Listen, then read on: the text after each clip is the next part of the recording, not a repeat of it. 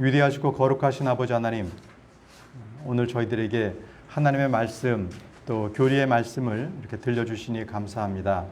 오늘 주시는 말씀을 통해서 5가지의 심판, 성경에 기록되어 있는 그 심판에 대해서 우리가 잘 깨닫고 그리고 우리의 믿음도 바로잡고 이 교리에 흔들리지 아니하도록 저희를 지켜주시기를 원합니다. 함께 하시기를 원하오며 예수님의 이름으로 기도합니다. 아멘. 네, 우리 지난 시간에 이어서 5가지 심판에 대해서 우리 공부하도록 하겠습니다. 우리 지난 시간에 첫 번째 심판에 대해서는 갈보리 언덕의 십자가 심판에 대해서 말씀을 드렸고, 또 둘째 심판은 바로 그 갈보리 십자가의 그 구원의 믿음을, 바로 그 십자가를 통과한 그러한 하나님의 자녀들이 받는 심판에 대해서 지금 설명을 지난 시간에 이어서 이번 시간도 드릴 텐데요. 여러분, 우리가 십자가에서 나를 구원하신 예수 그리스도, 그분을 믿고 구원을 받았다. 그러면 그 구원을 받고 난 뒤에 모든 것이 끝났는가? 많은 교회들이 거기서 구원이 끝나요. 근데 그것은 구원의 정말 일부만 알고 더 이상 모르는 건데, 더 중요한 것은 구원받고 난 이후예요. 그리고 우리에게 참된 소망이 있다는 거죠.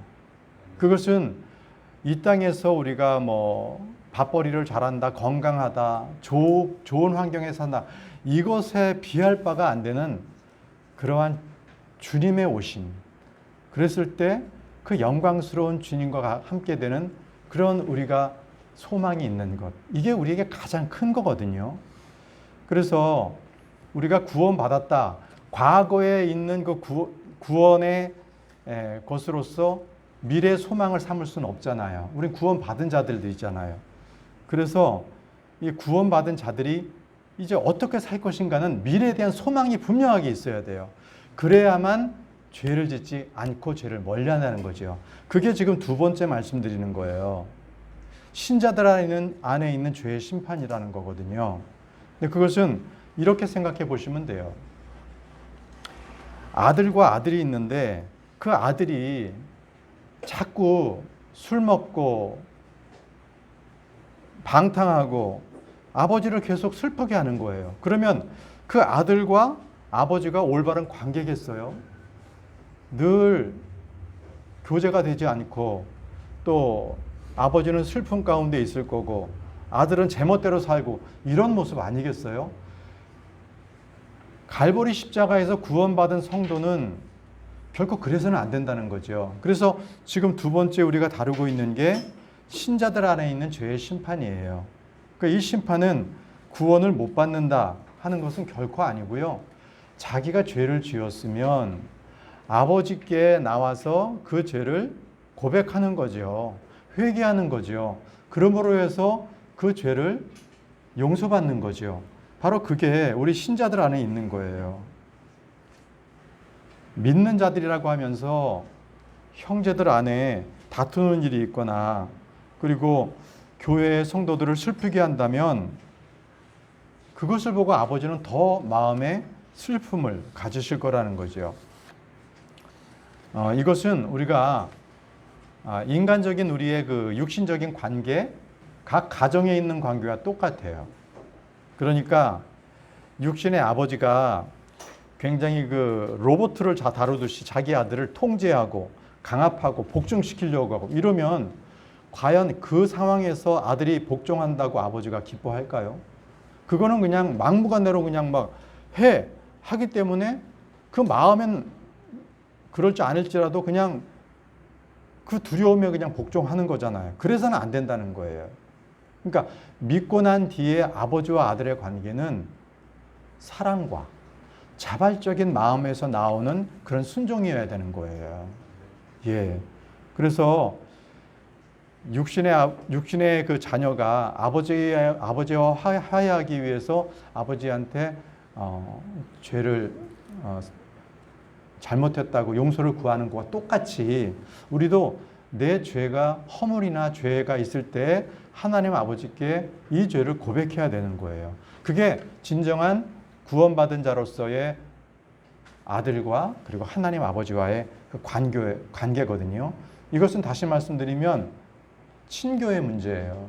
친교예요. 자꾸 구원받았는데도 내가 방탕한 생활을 하고 예전에 있었던 습관대로 그대로 한다면 아버지와의 친교의 관계는 점점 멀어져 가는 거죠. 구원받았다 할지라도 죄 속에 계속 있는 거기 때문에 그렇습니다. 아시겠죠?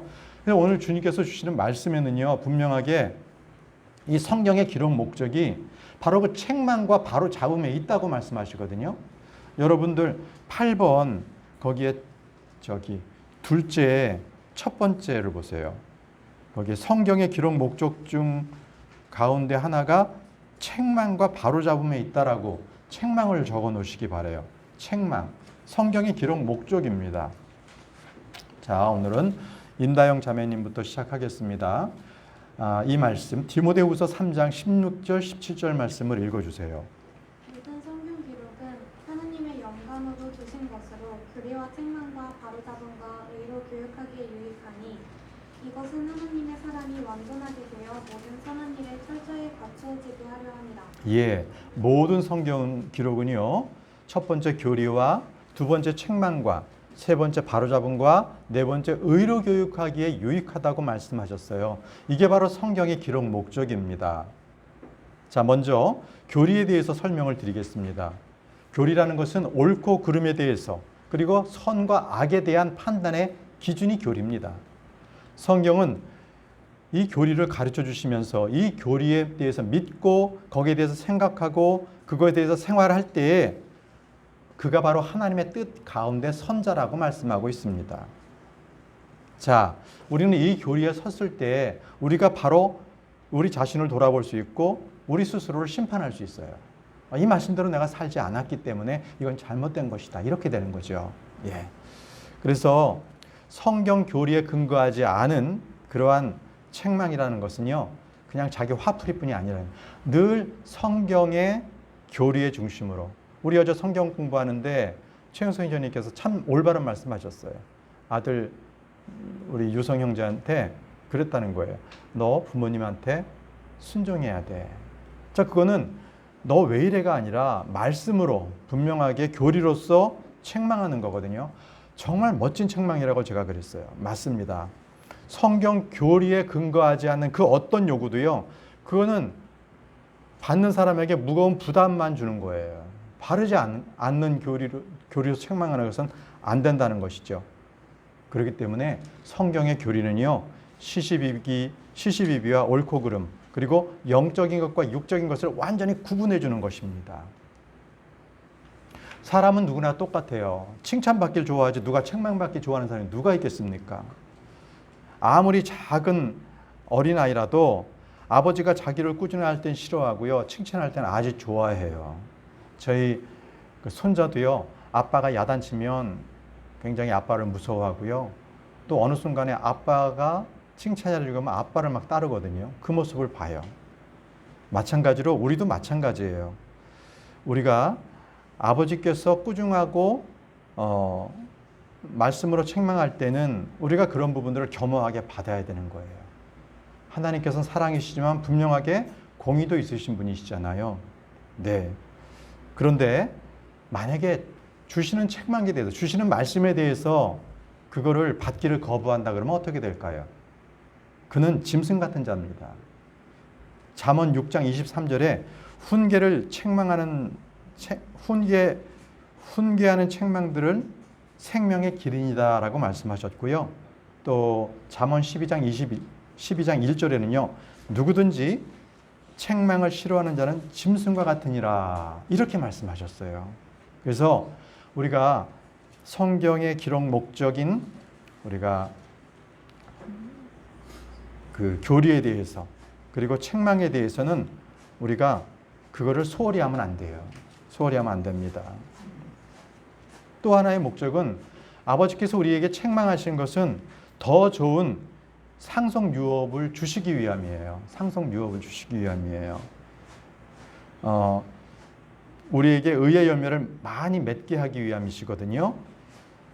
여러분들께서는 8번 8번 둘째 2번 문항을 보십시오. 거기에 주님은 의의 열매를 더 풍성하게 맺기 위해 우리를 징계하십니다. 의의 열매 기록해 놓으시고요. 곽자매님께서 히브리서 12장 10절부터 11절 말씀을 읽어주시기 바랍니다.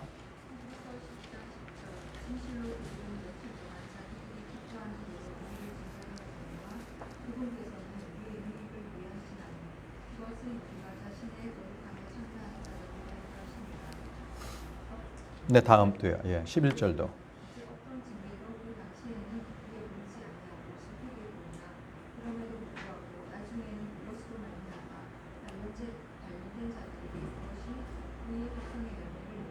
네, 감사합니다. 이 말씀 보시면 첫 번째 진실로 그들은 며칠 동안이라 그랬죠. 그러니까 많은 시간 동안 뭐 계속적으로 우리를 징계하시는 게 아니에요. 며칠 동안. 그래서 11절에 보시면 그것이 의의 화평의 열매를 맺는다 그랬어요. 우리를 징계하신 목적이 의의 화평의 열매를 맺는다는 것이거든요. 여러분, 어린 아이도요, 어렸을 때만 나무라고 꾸중할 수 있어요. 머리 크면 그 다음부터 안 돼요. 자꾸 대들고 말 안 들어요. 그렇죠? 그렇기 때문에 어렸을 때 징계해야 돼요. 그래서 성경도 지금 말씀하신 대로 며칠 동안이라고만 말씀해요. 구구장창 막 징계만 하시고 책망만 하시면 어떻게 하겠어요? 그죠? 근데 며칠 동안만 그렇게 하신다는 거예요. 자, 우리가 징계가 없다면 어떻게 되겠어요? 그렇다면 그거는 방종이 되겠죠. 징계가 없다면. 그래서 사랑하는 자에게 매를 들으세요. 우리도 부모로서 자식에게 매를 드는 것은 사랑하기 때문에 그런 거예요. 그렇죠? 예, 마찬가지로 하나님께서도요, 사랑하는 자에게 매를 드세요. 결코 사랑하지 않는 자에게는 매를 들지 않으시는 분이세요. 예. 다음은 바로잡음에 대해서 말씀을 드리겠습니다. 책망을 받아들인 자만이 바로잡혀요. 그 사람들은 성경을 통해서거나 말씀을 통해서거나 그리고 다른 형제를 통해서 말씀을 전해 들었을 때 그 말씀으로 책망을 스스로 받을 수 있어요. 책망을 받아들이는 자마다 바로잡힙니다. 대언자 예레미야는요, 하나님의 말씀을 이스라엘 백성들에게 가르치고 그들을 책망하고 회개하고 돌아오기를 촉구했거든요. 그렇지만 이스라엘 백성들은 돌아오기를, 바로잡힘을 거부했어요. 자, 여러분들 3번 문항에 예레미야는 하나님의 말씀을 받아 이스라엘 백성들을 가르치고 그들을 책망하고 회개를 촉구했지만 그들은 바로잡힘을 거부했습니다. 바로잡힘을 거부했다. 자, 다음 분께서 예레미야 5장 3절 말씀 김전자매님 읽어주십시오. 오 주여, 주의 눈이 진리 위에 있지 아니하나이까. 주께서 그들을 치셨으나 그들은 근심하지 아니하였고 주께서 그들을 소멸시키셨으나 그들은 바로잡힌 것을 받아들이지 아니하였으며 자기들의 얼굴을 바위보다 붓게 하고 돌아오기를 거부하였나이다. 예, 권현자님께서 그 다음 예레미야 7장 28절 말씀도 읽어주십시오. 예레미야 7장 28절. 오직 너는 그들에게 이르되 이 민족은 주 자기들이 하나님의 음성에 순종하지도 아니하며 바로잡는 것을 받아들이지도 아니하는 민족이니 진리가 사라졌고 그들의 입에서 끊어졌도다 할지어다. 예. 자, 그들은요, 돌아오기를 거부했고 바로잡히는 것도 받아들이지 않는 민족이었습니다. 자, 사람들은 누구나 성경에 근거해서 건전한 교리를 바탕으로 해서 책망하고 또 그 책망을 받아들일 때 바로잡힐 수가 있는 겁니다. 만약에 여러분들 자가 있는데 그 자가 그 눈금이 제대로 된 눈금이 아닌 것으로 측량한다면 그것이 제대로 된 측량이겠습니까? 사람을 책망할 때에도 올바른 교리의 말씀으로 책망을 해야 올바르게 서는 거예요. 그렇습니다. 사람이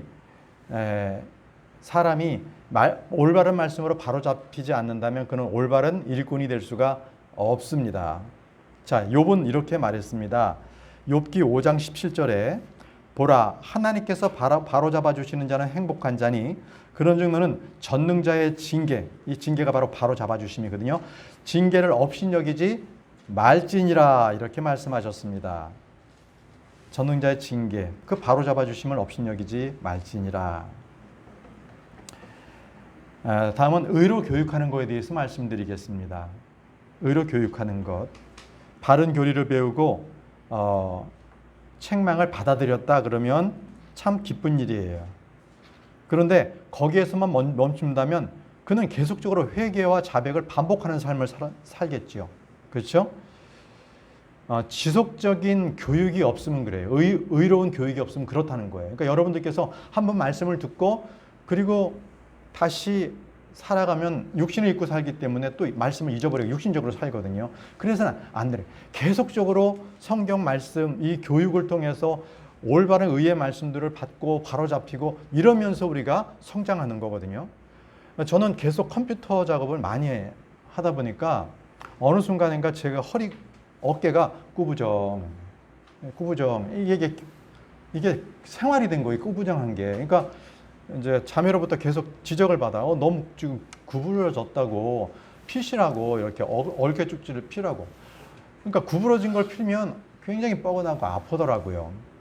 그런데 여러분, 요즘 어린아이들은 그렇지 않아요. 과거에는 여러분들 세대도 그러셨죠. 책가방이 드는 책가방이었어요. 그죠? 그래서 책가방도 한쪽 손으로 보통 힘센 손으로 많이 들다 보니까 자기도 모르게 이렇게 한쪽으로 기울어지는 거예요. 책가방을 놔도 계속 기울어져 있는 거예요. 그러니까 선생님이 계속 바로 잡아. 너 똑바로 서. 똑바로 섰는데 옆으로 서는 거예요. 왜냐하면 이게 습관이 됐기 때문에. 요즘에는 뭐 이렇게 매일 밤 매니까 그런 것들은 괜찮지만 그런 거예요. 자꾸 바로 잡아줘야만 바로 설 수 있는 거거든요. 의의 교육도 그래요. 계속 말씀으로 바로 잡아줄 때만 그가 바로 설 수 있는 거예요. 예. 교회가 바로 여러분들에게 의로 교육하는 곳입니다. 의로 교육하는 곳입니다. 교회를요, 한문으로 쓸 때 모일 교자를 아니고 가르칠 교자를 씁니다. 가르칠 교자를 씁니다. 바로 이것은 하나님의 말씀을 가르치는 의의 교육기관이라는 그런 말씀입니다. 또 의로 교육한다는 것은 곧 그의 믿음이 성장한다는 것을 의미합니다. 성경 공부 또 말씀의 자리에 자주 참여하지 않는데 그가 잘한다. 그럴 수는 없어요. 그럴 수는 없습니다. 자, 이제 우리는요, 두 번째 심판까지를 알아봤고 세 번째 심판에 대해서 들어가겠습니다. 여러분들 8의 셋째 번입니다. 8의 셋째 번. 세 번째는요, 그리스도의 심판석. 네. 자, 이 또한 신자들이 이 땅에서 믿음의 선한 행위를 하고 난 뒤에 예수 그리스도 앞에서 받는 심판이에요. 예수 그리스도 앞에서. 그 심판은 우리가 행한 대로 받습니다. 행한 대로. 그러니까 이것은 믿고 난 뒤에 행한 거예요. 믿기 전에 행한 것은 아무 소용이 없고 그것은 불법의 행위예요. 전혀 의롭지 않습니다. 믿고 난 이후에 이 땅에서 그리스도의 종으로서 의의 사역자로서의 행동, 이걸 말합니다. 그것에 대해서 하나님께서는 우리에게 회개보고를 요청하세요. 회개보고하라는 겁니다. 자, 다음 분께서 로마서 14장 12절 말씀인데요. 천영재님 순서로 이렇게 권영재님 읽으셨죠? 안 읽으셨나요? 자, 그럼 천영재님. 네. 로마 14장 12절 말씀. 그러므로 이와 같이 우리가 각 사람이 자신에 관하여 하나님께 회개 보고를 하리라. 예, 하나님께 회개 보고를 하리라. 여러분, 우리가 주님 심판석 앞에 딱 섰을 때는 바로 예수 그리스도 그분 앞에 서요. 그리스도 앞에. 그래서 그리스도의 심판석입니다. 자, 다음 분께서 로마서 14장 10절, 조영재님, 로마서 14장 10절입니다. 그런데 네가 어찌하여 네 형제를 파산하느냐? 어찌하여 네 형제를 무시하느냐? 우리가 다 그리스도의 심판석 앞에 서리라. 예, 우리가 다 그리스도의 심판석 앞에 서리라. 그렇습니다. 이것은 바로 신자들만이 그 자리에 선다라는 것을 말씀하고 있습니다. 자, 유성 형제가 고린도후서 5장 10절 말씀을 읽어 주십시오. 고린도후서 5장 10절입니다. 네, 맞아요.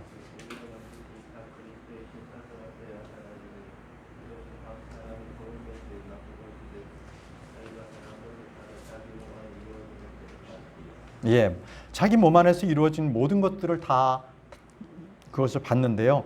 그렇기 때문에 우리는 마음은 있는데 몸이 따르지 않습니다. 이것은 변명입니다. 그렇게 될 수 없어요. 자기를 속이는 거고요. 주님을 조롱하는 겁니다. 마음이 있으면 행할 수 있습니다. 그래서 주님께서 우리에게 사랑하라고 말씀하셨으면 우리가 그것이 우리 마음 가운데 두고 있다면 우리는 형제를 사랑해야 합니다. 마음 가운데 말씀에 그 사랑이 있는데 바로 그것을 우리가 행해야 되는 것이죠.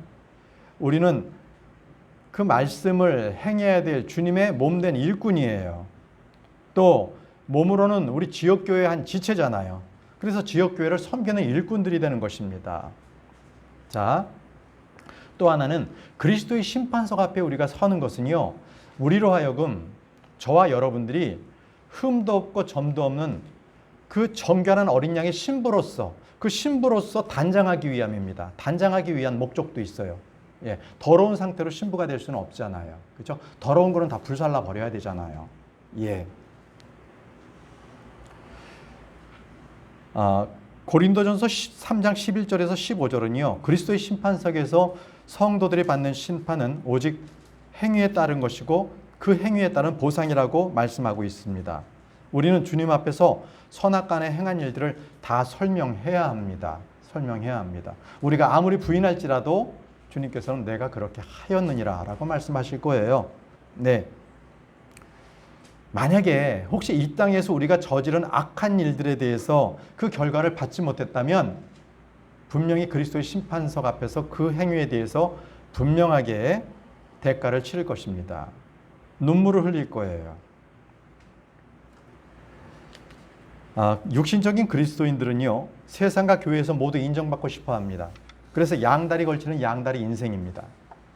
그것이 지혜라고 생각하고 멋진 신앙생활이라고 생각하지요. 그러나 그들은 그리스도의 심판석 앞에서 받게 될 그 심판에 대해서는 모르는 자들입니다. 이중적인 생활하는 것은 정말 아무 쓸모없는 헛된 일임을 알아야 할 것입니다. 다음 분께서 마태복음 12장 36절에서 37절 말씀을 읽어주시기 바랍니다.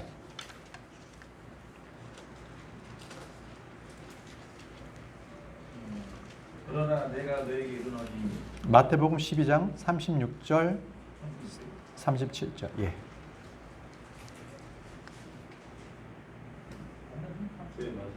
예. 버전이. 네. 그러나 내가 너에게 이르노니 사람들이 무슨 쓸데없는 말을 하든지 심판날에 그에 대해 회개보고를 하리라. 네. 이는 내 말로 내게 의롭다고 인정받는 것이며 내 말로 내게 정죄받을 것이기 때문이라 하십니다. 아멘. 예. 자, 우리의 언어 생활 자체로 심판의 대상이 될 수 있음을 보여주고 있습니다. 손과 무릎이 약한 형제들을 위로하고요. 그들을 위해서 힘을 주었는가? 아니면 멸시하고 낙심시켰는가? 이것이 바로 심판의 대상입니다. 유업의 상을 결정하는 중요한 기준이 될 것이고요. 또 여러분의 입이 무엇을 했는가? 또 우리는 이 영적 전쟁터에서 우리 동료인 우리 지체들에게 사기를 진작해주고 또 그들에게 힘을 준 그런 군인들에게 이 포상을 주는 것처럼 유언비어를 퍼뜨리거나 상사를 모욕하거나 작전 기밀을 누설한다면 그는 이 군대 사기를 저하시킨 자로서 그 군인이 어떻게 될지는 여러분들이 잘 아실 겁니다. 그래서 우리는 항상 은혜로서 소금을 뿌리듯이 그렇게 말을 해야 하는 거예요. 말을 할 때도 어리석은 말, 추하고 더러운 말, 농담은요 성도들에게 합당하지 않습니다. 그리스도의 보혈과 날마다 자신을 심판하십시오. 그리고 예수 그리스도의 피로 자기를 깨끗하게 정결하지 않는 그 모든 죄들을 다 여러분들은 씻어내십시오. 그날에 다 드러날 거예요. 자, 다음 분께서 고린도전서 3장 11절에서부터 15절 말씀 그리스도의 심판석에 대해서 읽어주시기 바랍니다. 네, 서자매님 읽어주시죠. 고린도전서 3장 11절에서부터 15절. 고린도전서 3장 11절에서 15절 말씀. 아무도 이 놓은 기초 외에 눈이 다른 기초를 놓을 수 없나니 이 기초는 곧 예수 그리스도시니라. 그런데 만일 어떤 사람이 이 기초 위에 금이나 은이나 보석이나 나무나 건초나 집을 세우면 각 사람의 일이 드러나니라. 그날이 그것을 밝히 드러내리니 이는 그것이 불에 의해 드러나고 그 불이 각 사람의 일이 어떤 종류인지 그것을 시험할 것이기 때문이라. 어떤 사람이 그 기초 위에 세운 일이 남아있으면 그는 보상을 받고 어떤 사람의 일이 불타면 그는 보상의 상실을 당하리라. 그러나 그 자신의 구원을 받되 불에 의해 받는 것 같이 받으리라.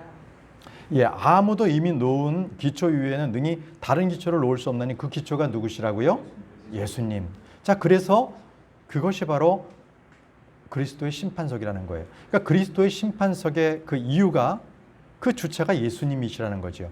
여러분들 그 1번 문화 있죠. 셋째 1번. 거기에 그리스도의 심판석이라고 부르는 이유는 심판의 주체가 누구요? 예수 그리스도. 그분이시기 때문에 그렇습니다. 이때 심판석에서 등장하는 이 불은요, 지옥에 불타는 불은 아닙니다. 이 불은 각자 사람이 일하는 것을 태우는 불입니다. 여기서 불타는 것은 나무와 집 그리고 구루터기로 쌓은 일들입니다. 주님은 이 땅에서 우리에게 저 하늘에 보화를 쌓으라고 명령하셨거든요. 자, 다음 말씀은 마태복음 6장 19절에서 20절 말씀 최영자님 읽어주십시오. 마태복음 6장 10절에서 20절 말씀. 너희 자신을 위해 보물을 땅에 쌓아두지 말라. 거기서는 금과 녹이 붙으며 거기서는 도둑들이 뚫고 훔치느니라. 오직 너희 자신을 위해 보물을 하늘에 쌓아두라. 거기서는 금과 녹이 붙지 아니하며 거기서는 도둑들이 뚫지도 훔치지도 못하느니라. 예, 그리스도의 심판석에 우리가 무엇을 쌓아 놓았는지 여러분들 직접 주님 앞에서 목격하게 되실 것입니다. 그래서 많은 성도들이 눈에 그때 눈물이 쏟아질 거예요. 또 어떤 성도들은 또 영원한 상급을 받을 수 있는 그러한 벅찬 감격을 누릴 것이고요. 또 어떤 이들은 세상에서 쾌락과 즐거움에서 인생을 허비해 버린 사람들은 그 자리에서 많은 것들이 불태워질 것입니다. 예를 들어서 통일운동이 정말 그리스도의 일이다라고 해서 열심히 그런 통일운동을 한 목회자들이라든지 또 사회참여, 개혁운동이죠.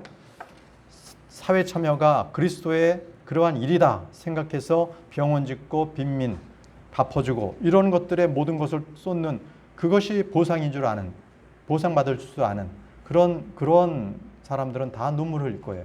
예수 그리스도 그분께서 명하시고 그분께서 명령하신 일이 아닌 그러한 사회 참여나 뭐 통일운동이나 민주화운동이나 이런 것들은 결코 주님께서 그 보상에 남겨놓지 않으실 거예요. 그들의 눈에는 눈물을 흘릴 겁니다.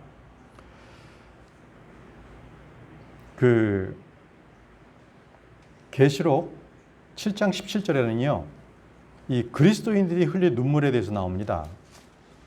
그 여러분들은 이번에 계시록 7장 17절에 그리스도인들이 흘린 눈물인데 제가 그 부분은 읽고 여러분들에게 설명을 드리겠습니다. 계시록 7장 17절에는 왕자의 한가운데 계시는 어린 양께서 그들을 먹이시고 살아있는 물샘들로 그들을 인도하시며 하나님께서 그들의 눈에서 모든 눈물을 닦아주시리라 하더라. 이렇게 말씀하셨습니다. 예, 바로 그리스도인들이 흘린 눈물인 거고요. 또 한 번의 눈물이 있는데 신앙자 심판석을 보고 그리고 흘리는 눈물이에요. 그 말씀은 계시록 21장 4절에 있어요. 계시록 21장 4절에 또 하나님께서 그들의 눈에서 모든 눈물을 닦아주시리라. 다시는 사망이 없고 슬픔도 울부짖음도 없으며 또 아픔도 다시는 없으리니 이는 이전 것들이 지나갔기 때문이라 하더라. 네, 이것은 우리가 구원할 수 있었던 사람들이 신앙자 심판에서 심판받아서 영원한 불못에 떨어지는 것을 보고 우리는 그때에 눈에서 눈물을 흘리는 거예요. 부모님들, 구원받지 못한, 또 부모 구원받지 못한 자녀들, 친구들, 이런 혼들을 보고 울지 않을 수는 없는 거지요. 그래서 만약에 여러분들께서 이 땅에 있으면서 그들을 구원했다면, 그래서 저 하늘에는 그것이 큰 기쁨이 되는 것입니다. 자, 네 번째 심판을 보겠습니다. 네 번째 심판, 큰 희낭자 심판입니다. 큰 희낭자 심판. 이 심판은 불신자들이 받는 심판이에요. 여러분들 넷째 문항에 큰 희낭자 심판, 그리고 불신자들이 받는 심판 적어 놓으시기 바랍니다. 네, 말씀은 요한계시록 20장 11절에서 15절 말씀입니다. 자, 임다영 자매부터 다시 또 읽어주시기 바랍니다. 또 내가 크고 흰 왕좌와 그 위에 앉으신 분을 보니 땅과 하늘이 그분의 얼굴을 피하여 물러가고 그것들의 자리가 보이지 아니하더라. 또 내가 보매 죽은 자들이 작은 자나 큰 자나 할 것 없이 하나님 앞에 서 있는데 책들이 펴져 있고 또 다른 책이 펴져 있었으니 곧 생명책이라.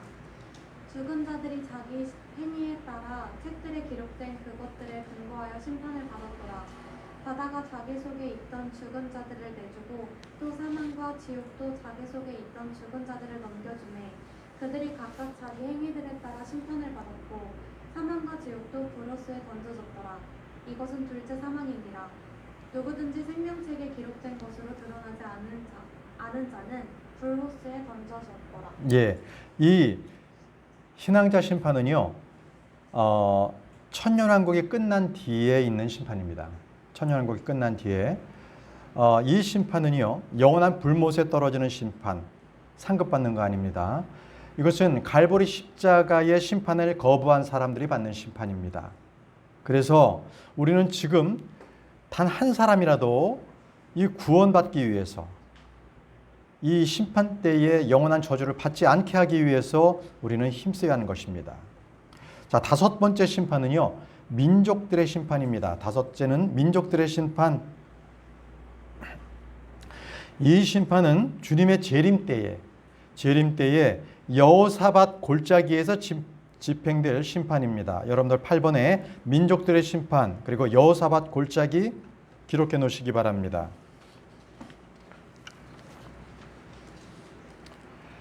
네, 말씀은 마태복음 25장 31절에서 33절 말씀입니다. 곽자매님 읽어주십시오.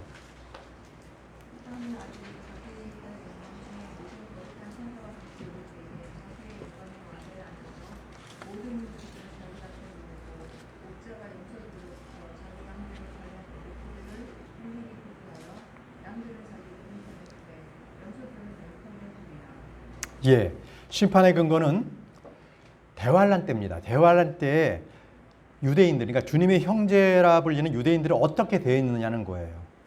자, 그래서 어떻게 되어 있느냐에 따라서 양과 염소 민족으로 구분이 됩니다. 자, 이것은 신앙자 심판하고는 또 다릅니다. 예를 들어 볼게요. 민족들의 심판에는 부활이 없습니다. 땅에 그들이 있고요. 책들이 없어요. 양과 염소, 내 형제들, 이 세 부류만 나옵니다. 그리고 이는 천년왕국 이전입니다. 자, 반면에요, 신앙자 심판은요, 죽은 자들의 부활이 있고요, 하늘들과 땅이 사라진 것이죠. 또 책들이 펴져 있고요.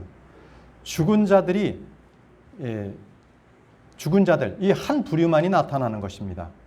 이것은 천년왕국 이후입니다. 이렇게 다릅니다.